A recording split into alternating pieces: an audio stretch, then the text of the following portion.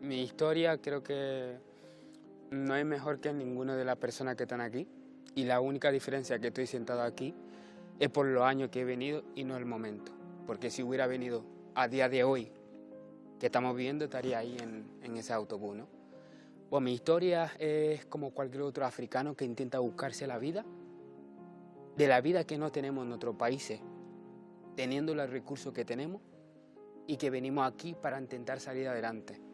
En mi caso, José, mi historia no empieza por mí, sino empieza por mi hermano. Mi hermano murió con 32 años en el mar. Muere con 32 años, en el mar tu hermano.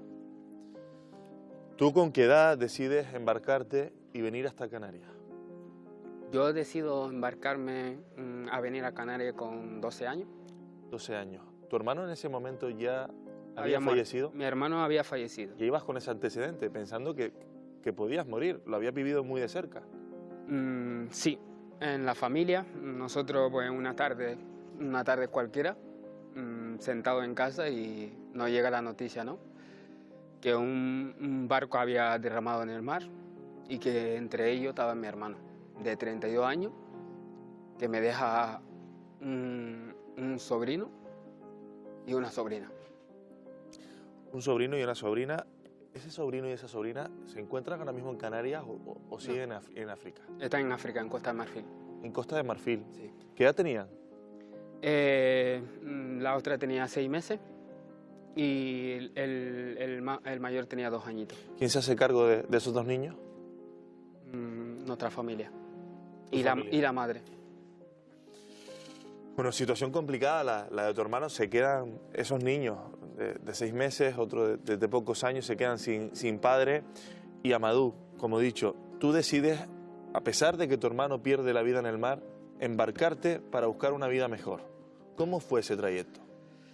Bueno, yo estaba un año después, yo me fui del pueblo a vivir en Bamako para poder intentar estudiar y aprender, y no había manera. ¿Tú vivías en una especie de aldea? Sí, yo vivía en un pueblo muy pequeñito, prácticamente de 100 personas en el pueblito, un pueblo bastante pequeñito. ¿Llegaba el agua, la luz? Teníamos lo básico para vivir, no pasábamos hambre, pero te aseguro que si te pones enfermo, si no vendes tu propio recurso para poder tratarte, no puedes. Entonces, a partir de ahí, tú decides venir para acá. ¿Cuánto dura ese trayecto? Yo duré 3 meses en el Sahara. 3 meses en cuanto nos escondemos, ¿no? Para poder evitar que te detecten, duermen debajo de cuevas y durante esos 3 meses nosotros éramos unos 300 personas aproximadamente. 300 personas escondidas para luego realizar esa travesía hasta Canarias. Durante ese viaje, pues al fin y al cabo, tanto el hambre, la sed que pasa en el camino, pues murieron 2 personas en el Sahara mismo, en la que nosotros mismos lo tuvimos que enterrar. Son padres de familia en la que lo único que le llega a su casa es el pasaporte, ¿no? Como el que llegó, la que me llegó de mi hermano. Y al fin y al cabo uno se hace responsable de ello, porque al fin y al cabo cada uno de la vida vale en algo. Oye, Amadou, se habla mucho de las mafias. ¿Tuviste que pagar algo para venir hasta Canarias en un cayuco, en una patera? Mi hermano, en caso, yo no. ¿Cuánto tuvo que pagar en ese momento? No lo sé, sinceramente. Pero, sin embargo, sí los traficantes están ahí, las autoridades no son ciegos. Esa es la verdad. Me puede decir 20.000 cosas de los traficantes, de lo que ellos mueven, pero estamos en el año 2020. Creo que los países tienen recursos suficientes para detectar la migración. Amadou, si te parece, vamos a ponernos en ese día, en ese instante en el que realizas la travesía que te lleva a Canarias. ¿Cuántos días duró esa travesía? ¿Recuerdas el momento en el que te subes en la embarcación? Lo recuerdo. No Un niño de 12 años, Nosotros, después de los 3 meses buscando la manera de llegar, en la que nos llevaba un sitio a otro, llega el día en la madrugada que nos dicen que podamos montarnos en los barcos, ¿no? Y bueno, la desesperación de todos. Empezamos a correr y llegamos ahí, intentamos subir. Y por desgracia, intentando subir, pues como todos fueron a la misma parte, pues el barco se volca.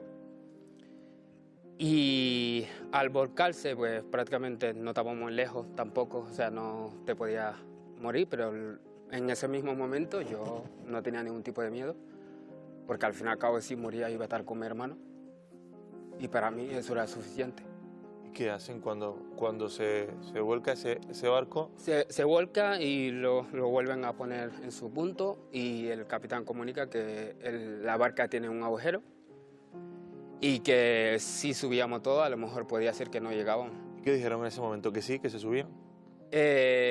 Prácticamente el 80% de las personas decidieron no subirse, pero yo me monté. Porque O sea, que nada más empezar ese trayecto, comienza ya una travesía difícil, pero a partir de ahí, ¿cuánto dura el trayecto? Nosotros duramos 24 horas. 24 horas en ese cayuco. ¿Cuántas personas eran? Éramos unos 20 y pico personas. 20 y pico personas. Decías que mucha gente tenía miedo, que entrañaba peligro. ¿Tú lo sentiste, ese miedo? Yo, como te dije, yo sentí un miedo momentáneo, porque yo cuando, por ejemplo, al principio del barco, cuando se hundía, yo, entre comillas, me alegraba, porque decía, bueno, si no llego estoy con mi hermano, no tengo ningún miedo, porque al fin y al cabo es de mi familia. Bueno, historia increíble.